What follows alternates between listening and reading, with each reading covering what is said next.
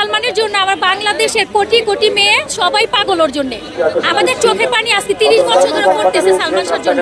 আজকে যদি তার জীবন সঙ্গী যদি ভালো হইতো এই জিনিসটা আমাদের দেখতে হইতো না। এখন আমি আপনার একটা কোম্পানিতে যদি থাকি সাপোজ, তখন আমি যদি দেখি যে আমার জায়গাটা আপনি অন্য কাউকে দিচ্ছেন, তখন আমার একটু হিংসা হতেই পারে।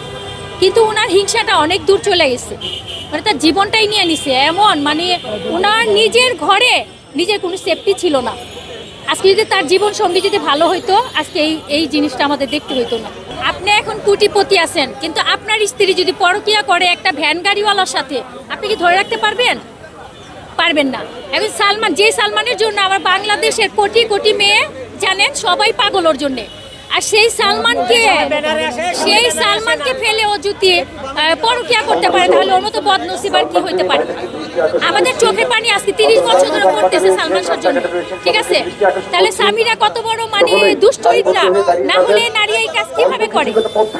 আমার স্বামী যেহেতু বাংলাদেশের সেরা নায়ক, আমি কি আমার হাজবেন্ডকে মারতে পারি? পারি না। ও যদি ভুল করে আমি ক্ষমা করব, একবার করব, দুইবার করব, তিনবার করব। যদিও উনি বলে যে সালমান শাহ সাবনুরের সাথে একটা সম্পর্ক ছিল, তুমি যাচাই করতা, দেখতা, একবার ক্ষমা করতা, চেষ্টা করতা স্বামীকে ভালো করার। আমরা বাঙালি নারী, ঠিক আছে, আমরা তো স্বামীকে ভালো করার চেষ্টা করবো না? এখন আপনি প্রথমে একটা ভুল করলেন, আপনাকে ছেড়ে দিতে হবে?